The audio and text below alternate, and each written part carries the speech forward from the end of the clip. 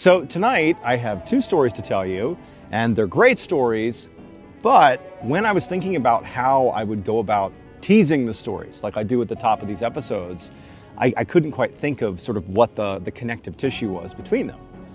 But then I realized really what makes these stories exceptional is that they're both just excellent stories, as I'm getting hit by the heat of this fire, to be told around a campfire. But before we get into those two stories, if you're a fan of the strange, dark, and mysterious delivered in story format, then you've come to the right campfire, because that's all we do, and we upload 2, 3, even 4 times every week. So if that's of interest to you, go ahead and invite the like button to come to your campfire and cook some s'mores with you. But give them the wrong date and location. Also, please subscribe to our channel and turn on all notifications so you don't miss any of our weekly uploads. Okay, let's get into tonight's stories.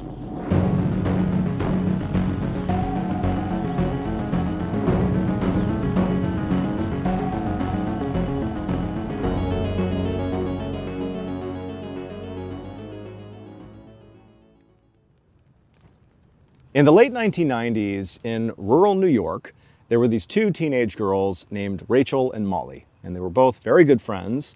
They were part of a bigger group of friends in their high school that sort of spent a lot of time together, but Rachel and Molly oftentimes were together by themselves quite a bit. And the thing that sort of drew the two together and really sort of made them friends in the first place and also drew them to that bigger group was their shared love of goth culture.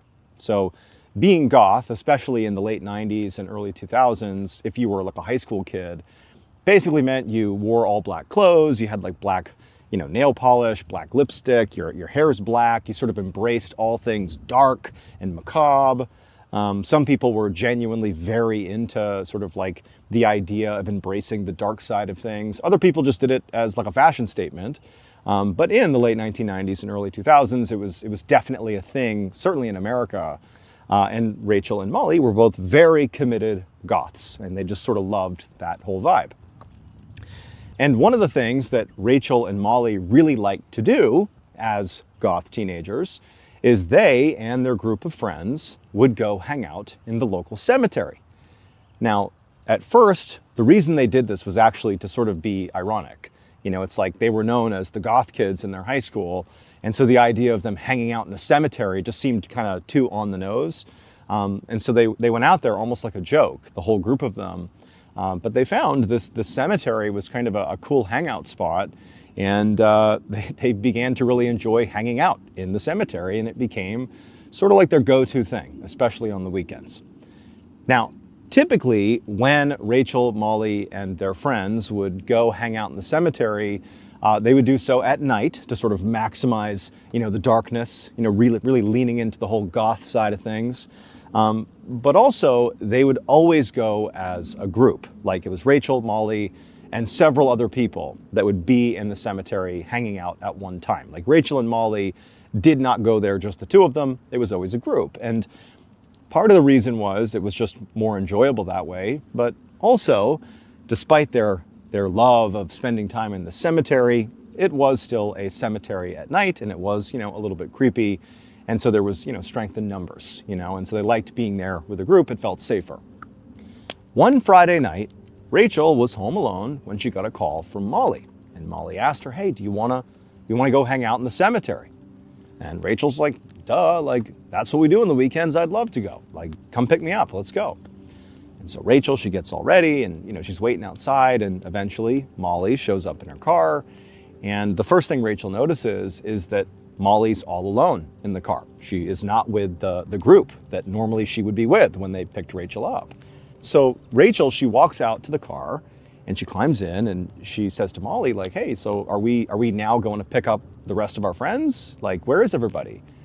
And Molly's like, actually, no, I tried getting in touch with everybody else, but everybody's either busy or working or hungover from last night. So it's just going to be us two at the cemetery. Like, is that okay? And Rachel admittedly did not think this was okay. Because again, like, this was not an activity that these girls did by themselves. Rachel was very close with Molly and vice versa. Like, that was fine. It's a little uncomfortable being in the cemetery without the big group. But, Rachel didn't want to be rude. She sort of felt like Molly had already clearly made peace with them being alone out there. And so Rachel's like, oh yeah, that's fine. Like, it'll be great, just the two of us. Like, let's go. And so even though she sort of didn't want to, she gets in the car and they take off and they drive, the half mile to the cemetery. Now, this cemetery was enormous. It was like this massive, very old cemetery. And when you pull up to it, as they did in their car, you would first see this huge, like medieval gate, like this archway that sort of goes across the entrance to the cemetery.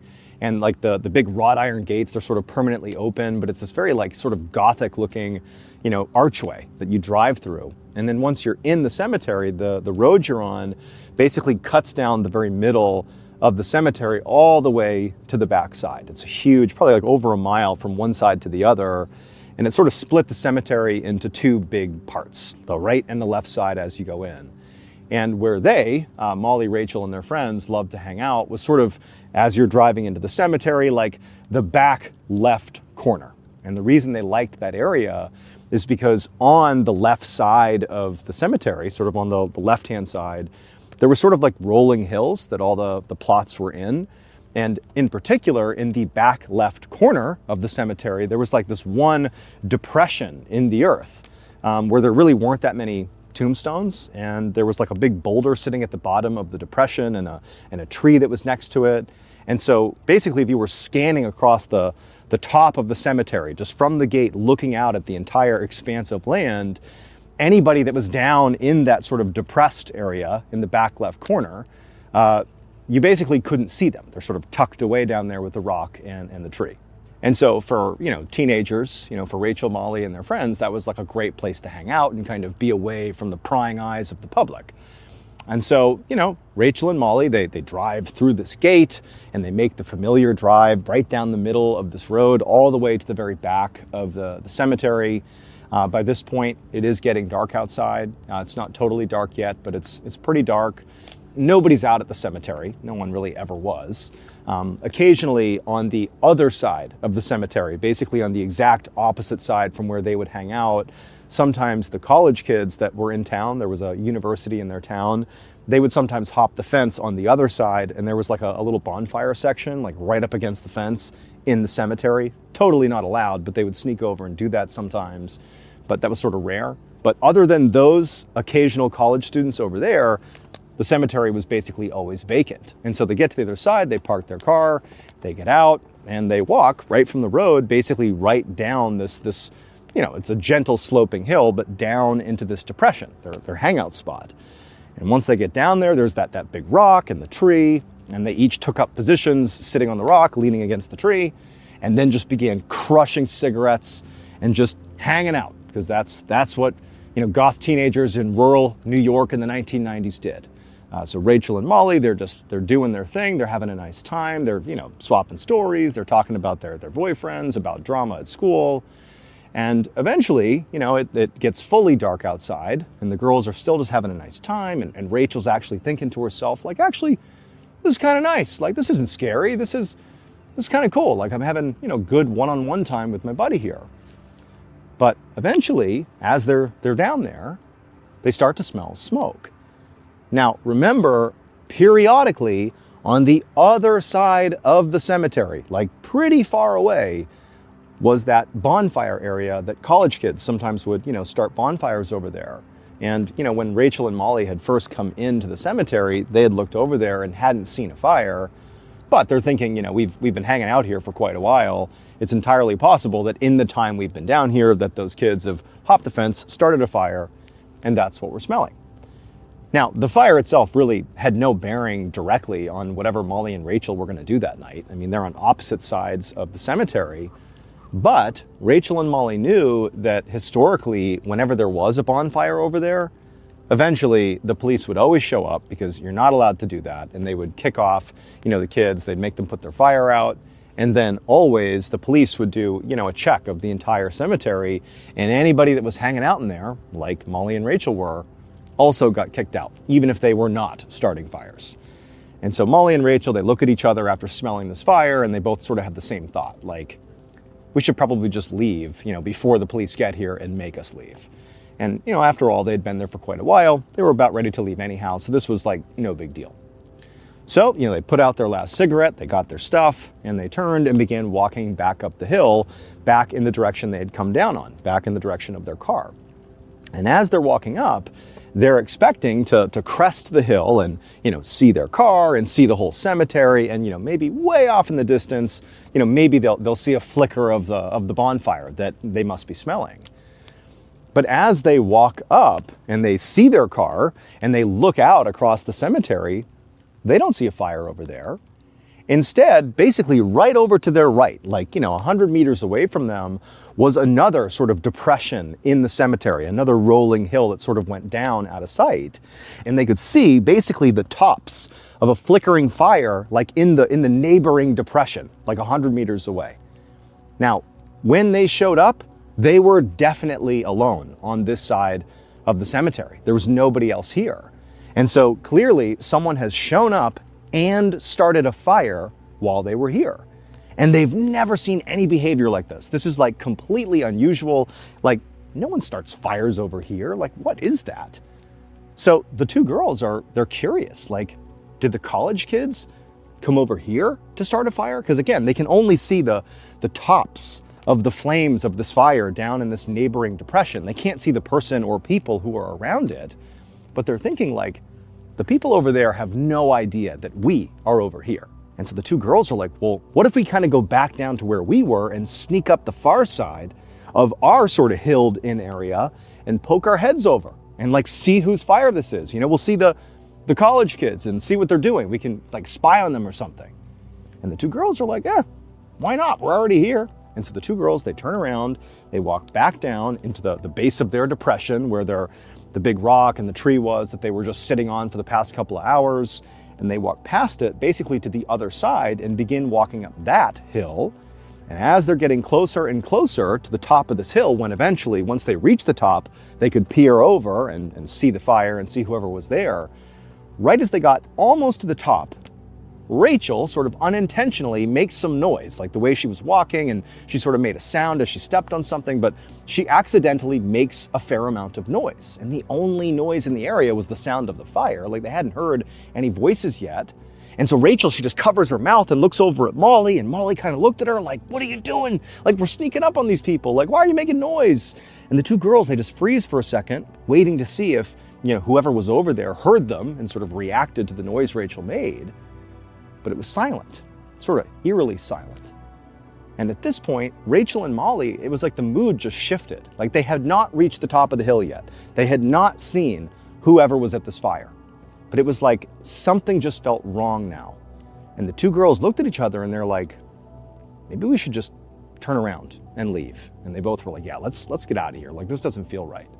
And so right then and there, the two girls, as quietly as they could, turned and retreated back down to the center of the depression where the rock and the tree was, and they begin walking back up the original side of the hill in the direction of where their car is parked at the top. And as they're walking up, Rachel just happens to turn back around where they had just been, just to look in the direction of where they had just been. And now she sees there is clearly a man standing on the ridgeline with the fire behind him, illuminating him, and he's just standing there sort of ominously staring in the direction of Rachel and Molly.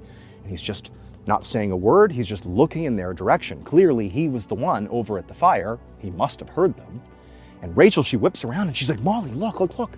And Molly looks and she's like, let's get out of here. We don't know who that guy is, we gotta get out of here. And so Rachel and Molly, they begin quickly walking up the hill. And then a second later, Rachel turns back around and the man is no longer on the hill, but then she sees movement and she realizes he's running down the hill in their direction. And so the girls start screaming, they start running up the hill. Rachel's constantly looking around and this guy's gaining on them. They get to the top of the hill, they charge over to Molly's car, they jump inside, they lock the doors, they fire it up and they drive off. And as they're driving, Rachel's looking out the back window and she sees this man basically looking. He's reached the road, he almost got to them. And he was looking in their direction. And as they drove off, he just slowly turned and walked back down the hill out of sight. And so Rachel and Molly, they're totally shaken up by this. Clearly that wasn't a college kid. Like that was a 40-something-year-old man who they had never seen before. Like the whole situation just felt totally just creepy and spooky, and they really didn't know what to make of it. They sort of felt like what could have happened if he reached us? Like what was he trying to do? Like what just happened? But ultimately, when they got home, or when Molly dropped Rachel off at her house, the two girls were sort of like, man, that was crazy, huh? They kind of like chalked it up as like just a crazy night, like, oh boy, we better, stay out of there alone at night, like it was just sort of a joke by the time they were done for the night. And so Rachel, she goes into her house, doesn't even tell her mom. She just, puts her stuff down, goes to her room, and Molly, she went to her house, and she too didn't even tell anyone. She went to bed as well. The next morning, Rachel woke up and she went downstairs into the kitchen, and her mom was in there. And her mom was just kind of doing her morning routine. And when she saw Rachel come in, she said to Rachel, like, hey, how was your night last night? And Rachel was like, oh, it was fine. Me and Molly went out. It was fine. No big deal. And her mom was like, oh, did you hear what happened last night? And Rachel's like, no, what do you mean? What happened? And her mom was like, well, a woman in our town got kidnapped. And she got kidnapped from the very parking garage where I park. Like she worked in the same building as me. She got kidnapped. And Rachel's like, oh my God, like what happened to her? Like, did they find her? And Rachel's mom is like, no, unfortunately it was too late. When they found her, she was dead. And in fact, whoever kidnapped and then killed her brought her body last night to the local cemetery and burned her in this huge bonfire. And whoever did it still hasn't been caught. And when Rachel heard this, it was like her whole world came crashing down, because suddenly she understood what had happened the night before. That fire was no ordinary fire. That was the killer that chased them down the hill. That fire very likely contained the woman who had been killed. They were right next to this person, this killer, and this horrible thing happening. And even more creepy is like, they were there very likely when the killer arrived, set up shop, and began burning this body, no more than 100 meters away from them. And what would have happened if that man who chased them, what would have happened if he caught them? And so Rachel, she pours her heart out to her mom and tells her everything that happened the night before. And her mom is like, oh my God, I can't believe this happened. You have to tell the police because they haven't caught this guy. Like, you have a description of him. Like, go talk to the police. And so sure enough, Rachel, she gets in touch with Molly and, tells Molly what happened. And Molly's totally in hysterics. They can't believe what a close call this was. And they do go to the police.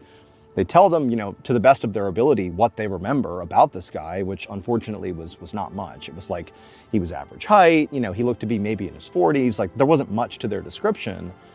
But fortunately, just 48 hours later, the police were able to catch this guy and he would make a full confession. Luckily, 2 days later, not really because of the girl's description at all, but just sort of by luck alone, the police happened to see the victim's car in town. Somebody was driving the victim's car around, and so they pulled this person over. It wound up being the killer who, after being arrested, did make a full confession. And so needless to say, Rachel and Molly, when they think about what happened that night in the cemetery, they feel very fortunate that Rachel sort of inadvertently made noise on their approach to go spy on the fire, which ultimately caused them both to sort of rethink their decisions and turn around and leave. It very likely saved their life. Because if that hadn't happened and they had gone over the hill and had been confronted by the killer, it's entirely possible that both those girls could have wound up in the bonfire as well.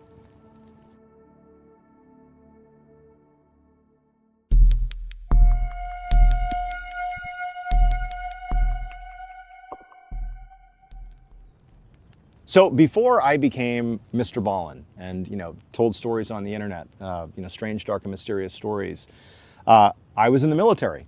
I was a Navy SEAL for 7 years. And there was a time where I believed that was going to be my calling in life. But I ultimately got hurt, and honestly, it wasn't really a fit. So I wound up departing, and then obviously the rest is history. I became Mr. Ballin. But, I have lots of stories about my time when I was in the military. I have lots of really funny stories about training and scary stories, about my actual service overseas. But one story that has always stood out to me was actually what it was like to deploy for the very first time to Afghanistan. And this is not really a war story. And that's why this story sort of stands out to me. So, I spend, years, literally almost 3 years training and becoming a Navy SEAL. And then it's like, okay, I get to my SEAL team on the East Coast in Virginia. And, so SEAL Team 2 is where I was. And we start training for our deployment. And we find out it's going to be to Afghanistan. And, this is back in 2013. And so, going to Afghanistan likely meant combat. In that time, there was still definitely active combat operations happening. And for Navy SEALs and for any direct combat unit, you do want to go to war, not because you are like a warmonger, but because that's what you train for. And so it's like, okay, like I'm getting ready for combat. And then the day comes, and the way you deploy is, this is not unique to Navy SEALs, but like they don't send you out to wherever you're going in one group because it's sort of risky. What if a plane crashes and your whole platoon gets wiped out, right? So you get sent out in like little batches, like sometimes on civilian flights. Like I flew first to South America with like a couple other SEALs. We're all dressed as civilians. And then we hitched a military transit flight actually into Afghanistan. But again, like my mentality as I'm getting ready for this deployment is like, okay, like this is the thing I've trained for. Like, here we go, like combat. And I remember I was on this military plane. This is the last leg actually getting into Afghanistan. And when we actually flew into Afghani airspace, which is an active war zone at the time, the pilots, the military pilots, they turned the lights inside of the aircraft from the white overhead, daytime lights to red. And then they told all of us to stay away from the windows. And the reason was, like, we're now entering, the part of this trip where we're going to land. And in theory, the plane could get shot at. You don't want to get shot at through the window. And I mean, if you think about it, if you're getting blasted by like an RPG, it's not going to matter that like you're near a window or not. But it was sort of this stark reminder that it's like, okay, here we go. Like, we're about to enter a war zone. And then the way these planes would land is they needed to basically cut down the amount of time they were within small arms range. So the lower you get, the more, sort of exposed the plane is. And so the way they'd land is they would take these really steep descents and basically like fly straight down and then land really abruptly. It was like sort of gnarly. And so we're coming in for this crazy landing. The red lights are on. Everyone's tucked away from the windows. And I'm like, okay, we're getting ready for Afghanistan. And we touch down. And it's a successful landing, and now we're in this like pretty well fortified base. Shank is what it was called. And I remember the back of the plane opened up after we sort of had stopped taxiing. We came to a stop, and the back of the plane opened up. And remember, my mentality is like, okay, we're going to war, right? And I grabbed my pack. The rest of my stuff had been packed on pallets and sent weeks prior. So all I have is a backpack. And me and a buddy of mine, another guy on my team, we walk out the runway, and we basically see Afghanistan really for the first time, because I really had the windows on the airplane, by the way, were like these little portholes. You really never got a good look, not to mention we had to avoid the windows. So this is like my first view of Afghanistan. And I remember just like looking around, and it was just unbelievably beautiful. Like, Afghanistan is shockingly beautiful. It's in every direction, 360 degrees, these just enormous, like massive snow-covered mountains and just beautiful fields. It's like untouched land. And like we're in the middle of this like jagged scar across the earth, which is this like NATO base where war is sort of launched out of. But it's like you're looking around at just this unbelievably beautiful place. And it was like in such contrast to what I believed I was coming here for, or what I was there for, like to fight in a war. And it just like didn't compute. Like, this is too beautiful a place to be having a war fought. But I mean, very quickly after sort of seeing this environment and being like, oh my gosh, we were quickly ushered over to this like holding area, and we had to grab our stuff. And then before long, we had jumped into these very up-armored military vehicles called RGs, which are like 50,000 ton anti-IED vehicles. Basically, if it detonates underneath you, in theory, you'll survive. And out we go, from the base we were on out to this like very forward operating base that was sort of out in the sticks. And it was like sort of a vulnerable spot. And it was where we were going to be operating from for the next 6 months. Our mission was pretty vulnerable. We were out sort of actually actively fighting the war. But that first night, we get to our actual base, this very stripped down, like very vulnerable spot out in the middle of nowhere. And when we got there, there were the previous team was still there. They were wrapping up their deployment, and there were interpreters who are a central part of the warfighting effort, from our side. And a lot of these interpreters who are pretty young, like in their 20s, like they've been out there working with various units that have come through those bases for years. And because they're working with NATO, they don't have a place outside of the base. Like they're targeted by the Taliban and other sort of militant groups because, they're working for NATO. They're traitors, And so the great promise for these interpreters is that by working with NATO, eventually they'll be given the opportunity to leave Afghanistan and come to the United States. And for some people that's true. Not true for everybody, but these interpreters are like hard as nails. They've been in so many gunfights. Like these people have seen some crazy stuff. And my role was to work with these interpreters. I was going to be someone that worked with our partner force. And so I get to this little outstation. It's late at night and it's sort of overwhelming, this whole thing. The team that was already there, SEAL Team 8, they were like cowboy by this point. They'd been in combat now for the last 6 months. They're all just like jacked and huge beards. Like they could care less about anything. And I'm like super green. And I went and I met with one of our interpreters to like sort of give me a lay of the land of what to expect over the next couple of days.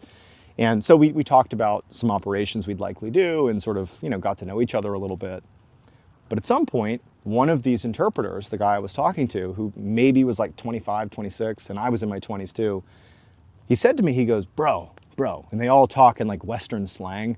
Like their English is like rugged, like American military slang because they're around like 18-year-old Marines 24/7.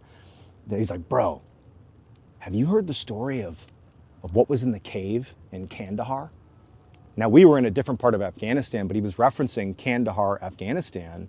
And what I would come to find out is there was this story about a giant, like a creature, some huge creature that lived in a cave out in the mountains of Kandahar. And like Afghanistan, again, is this huge, just like mountains everywhere. And there are all these cave systems up in these mountains, some of which are like untouched by humanity. And this Terp was like, bro, I'm telling you, it's real. Like there was a giant up in the caves in Kandahar. Like, have you heard about this? Like, I want to know more. The interpreter did. And so, we didn't really talk much more than that, but it was planted in my mind that there was like this real belief by this interpreter that there was like some truth to this, what sounded like sort of a folklore, this crazy story about a giant in a cave. And so it stuck with me. It stuck with me that I'd heard that story. Fast forward, years later, I'm out of the military and I've become Mr. Ballin. I've begun telling strange, dark, and mysterious stories on the internet. And I was thinking about what stories I wanted to tell. This was like in the very early days of having the channel. And I suddenly remembered like the Kandahar giant. And I was like, man, I want to look into that and see if there's any truth to what my interpreter was getting at. And sure enough, I found like this treasure trove of testimony from this special operations group, the Green Berets, that apparently did. Like this one particular group of Green Berets that apparently came in touch with something otherworldly up in the caves of Kandahar. And in particular, there was one soldier who just went by Mr. K because he was worried about his name getting out there, who gave just like shocking testimony about what they saw. And so I felt like I needed to do this story justice. I wanted to sort of compile the notes and put together a story that, sort of picked up where my interpreter had began. And I told the story years and years ago. And tonight, I'm going to tell you that story again. So in 2002, there was this Army infantry unit that was out doing a patrol in the Kandahar mountain range. And again, you got to picture just massive snow-covered mountains. I mean, this is a huge area. And, a lot of times in 2002, these patrols, you'd be sort of looking potentially for cave systems where Taliban fighters would be camping out, or, sometimes there'd be fighters that were down in the valleys below. But these patrols were fairly routine for NATO in 2002. And so this unit, they're out on patrol, and generally the way it works, really independent of what branch of the military you're in the US military, when you're out on patrol, you basically update some level of higher command as you're doing the operation. And also, by the way, virtually no operations, no matter how routine or mundane, like no operations aren't planned out. Like everything is planned. Like what time you get there, how long you're going to be there, what you're trying to do, when you're going to leave, what platform you're going to use to leave. Like everything is really coordinated. And so this unit, they went out, for the, umpteenth time to do this patrol. And at some point in the middle of this patrol, the higher command lost contact with them. And the reason this immediately stood out as problematic is, it wasn't totally unusual for a group to lose comms. I mean, you're trying to communicate across huge mountain ranges, using, these radios that are really a lot of times not that great. And so losing comms is not that unusual. But generally speaking, like a lot of times if you lose comms, you get it back pretty quickly. And so there had been a pretty long period of time where no one could get in touch with this unit. And then on top of that, as higher command was beginning to figure out like what we should do here, should we send out a quick reaction force to go find them? Should we send, air assets overhead to go try to look for them that way? As they're thinking about that, somebody realized that not only had they suddenly gone silent, this huge infantry unit, but also they had not called in a TIC before they went silent. So a TIC, or troops in contact, is the acronym for basically being in a gunfight. And the reason this is important is, when you're in a combat zone, your higher command doesn't automatically know if you're getting shot at or if you're in an active gunfight. You need to call it in. And the reason you call it in is because you may need huge help. You might want air assets to come in and save the day. You might need a medevac. You might need reinforcements. And so basically the instant you start getting shot at, commanders on the ground, or whoever's on the ground, could be someone super junior, they'll call into higher command and say, troops in contact, tick, tick, tick, tick, tick. And the reason they do that is basically to have help on standby. Now they're like, okay, we know something's going down, we're ready to support. And in fact, what we saw when we were in Afghanistan is, if anything, we were like too quick to call in a tick, because it's sort of like a cheat code, right? Like, oh, I think I heard gunfire way over there, call in a tick. And then immediately you got like warthogs overhead and crazy assets everywhere, like you're totally protected. We sort of took advantage of it. And a lot of people did. Like, it's rare for the reverse to happen. Like, people are not conservative calling this in. And so for an entire unit to suddenly go like silent, having not called in a tick, it's either a huge like radio problem, but that usually gets resolved relatively quickly, or it's something else, something that is just harder to define because it just doesn't really happen very much. And so after a certain amount of time had passed, when still no one could get in touch with this unit, ultimately the Army decided this was, a big enough deal. There was enough people in that unit that were now unaccounted for, that they decided to send in an elite military unit to try to find them. And so they tapped this Green Beret unit. So the Army's top special forces team, the Green Berets, they grabbed a group of those guys and said, you go out into the mountains of Kandahar to their last known location and figure out what happened to them. And one of the people that was in this detachment of Green Berets was Mr. K, one of the people that gave pretty incredible testimony that I'm about to relay to you right now. So Mr. K and the rest of his small group of Green Berets, they hop on helicopters and they fly out to this section of Kandahar where, this infantry unit was last. And they touch down, and you got to understand that this is like rural as rural can be. There is, no people. Like, there's no cities, no nothing. There's like mud huts periodically, but it's just like mountains. You kind of feel like sometimes when you're in Afghanistan that you're like almost on a different planet.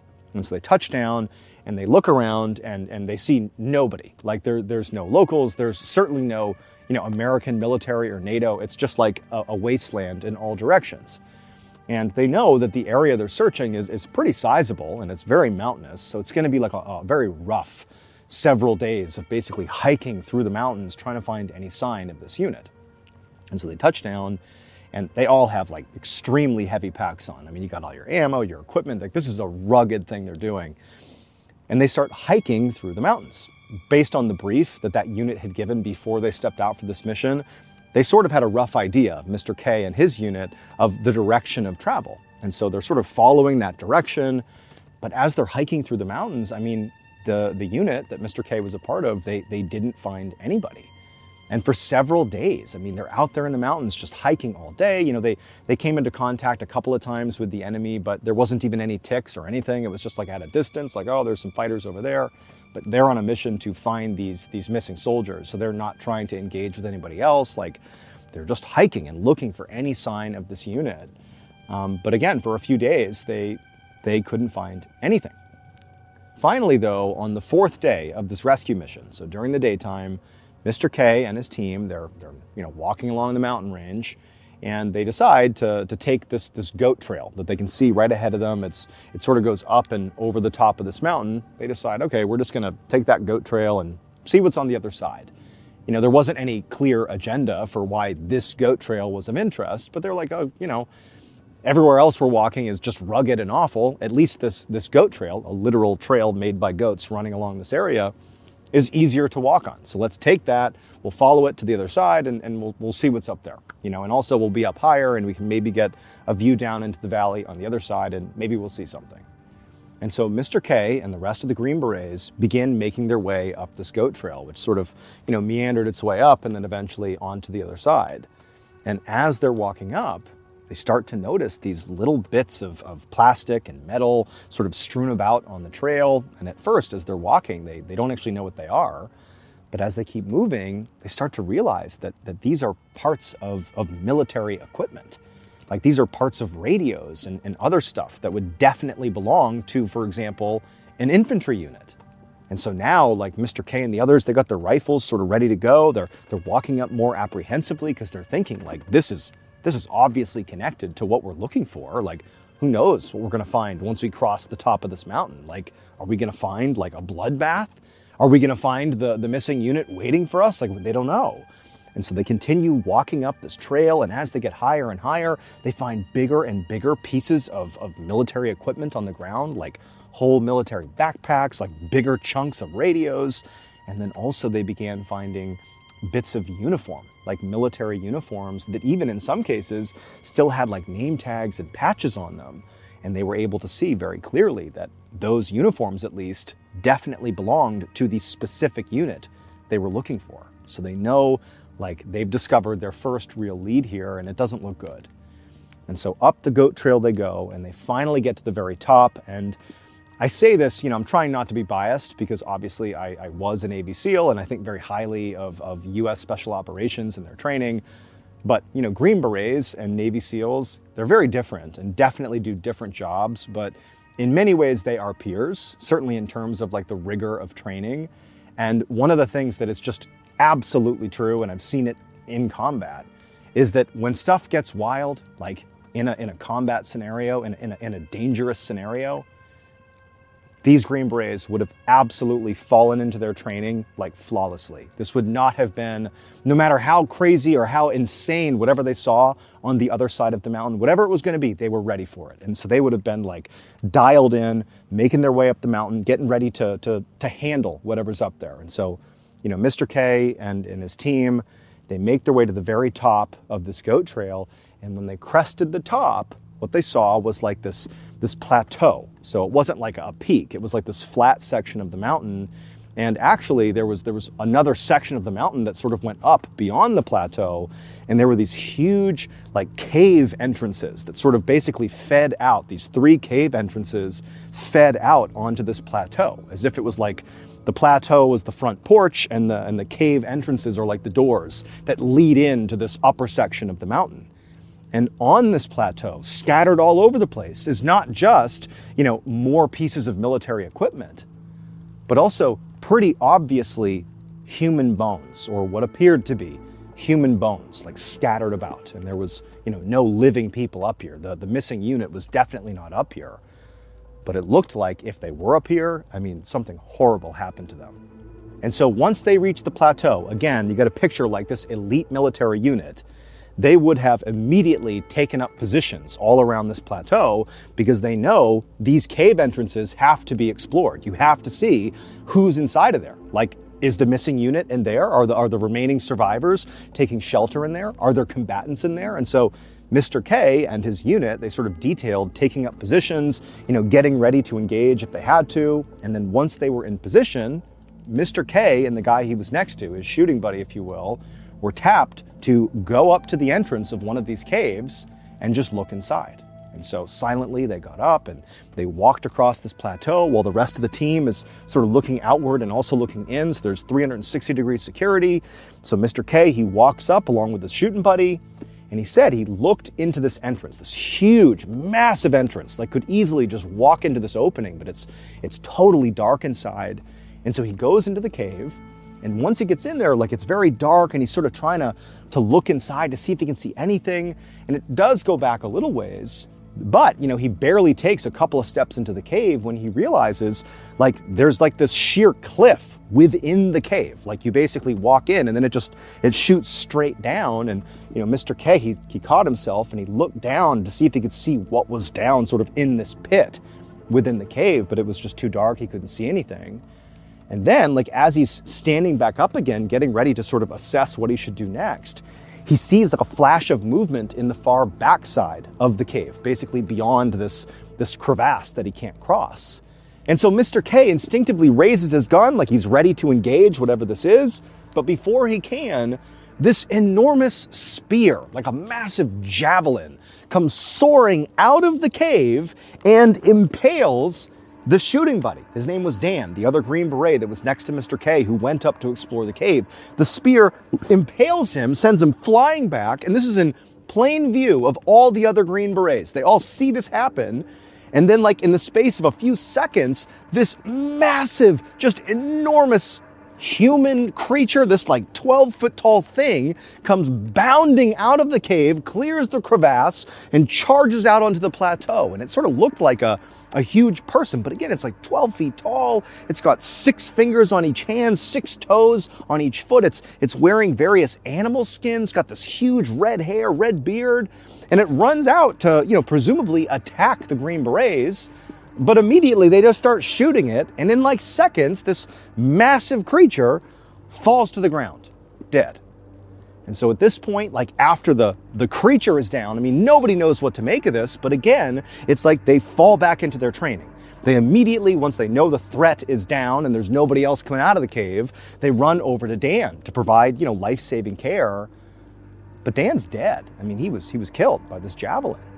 And so now the team, they poked their head into the cave to make sure there wasn't anybody else, but as far as they knew, there wasn't. And for sure, this giant was dead, and so like they hadn't found the missing military unit, but now they have a casualty and like they have this horrible thing that's happened.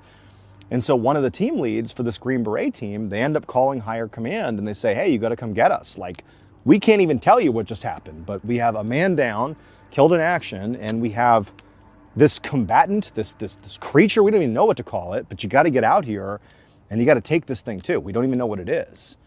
And so not long after, 2 helos showed up. And one of them was to transport the Green Berets and to transport Dan back to the base. And then the other helo had this huge net that they basically wrapped around this dead, huge giant. And they strapped it up to the underside of the helo, and then they flew off with this giant. And, Mr. K and his unit, they expected to be brought back to base and to basically debrief the mission, which, in layman's terms means you basically talk through what actually happened and you sort of put it down in your after action report, like what happened, what mistakes were made, what did we do, like you basically put it on the record, like what happened. And you do it typically like right afterwards. Even if you've had like a casualty, you immediately document what's happened. And so they go back to base expecting not only to tell their story about seeing this giant, if you will, but to maybe get some clarification about what the heck just happened. Like, they wanted some more information, but when they got back to base and they did their after action report, which they sort of did on their own, nobody came to talk to them. The unit was sort of pushed off to the side and told to just, write down what you saw and just leave it at that.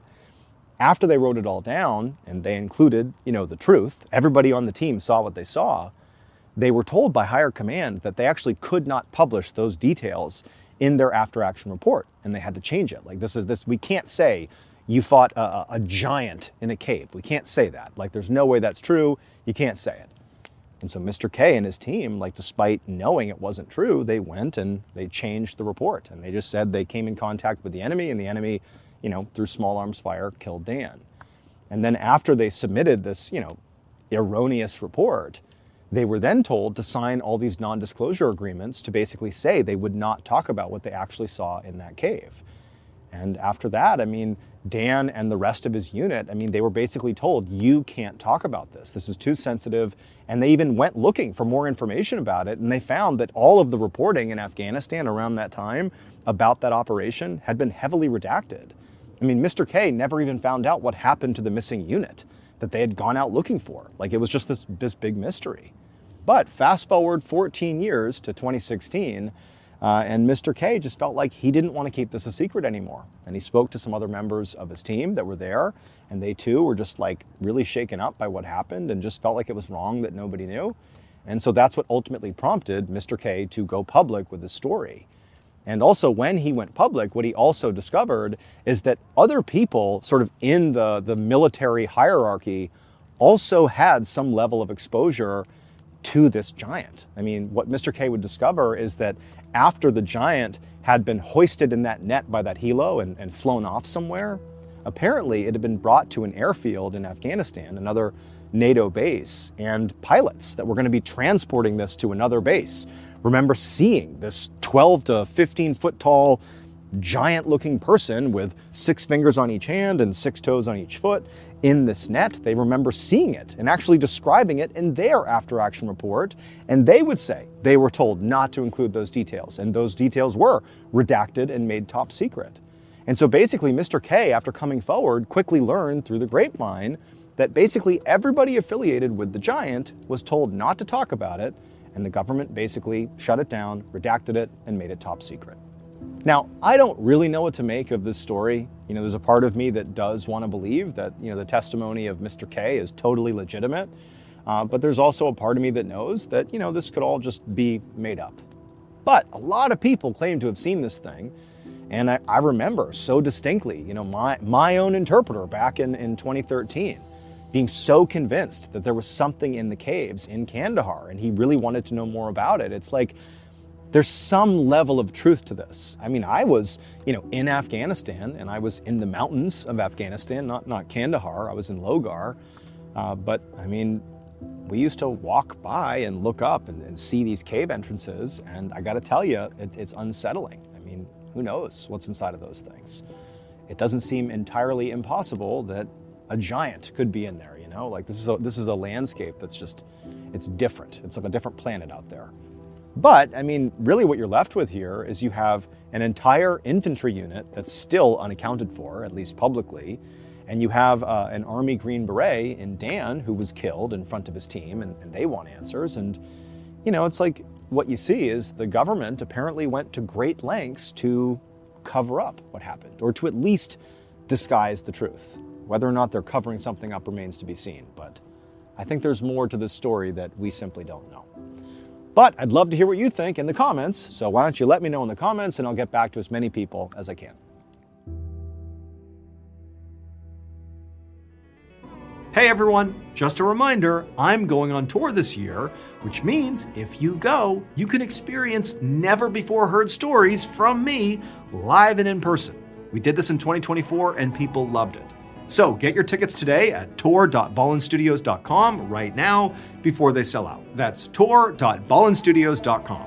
I can't wait to see you all at the shows. All right, thank you all so much for joining me tonight at the campfire. And if you enjoyed this, remember, we actually have a whole playlist of campfire episodes that are ready for you to binge right now. If you want to do that, go ahead and click right here and give them a watch. All right, until next time, see ya.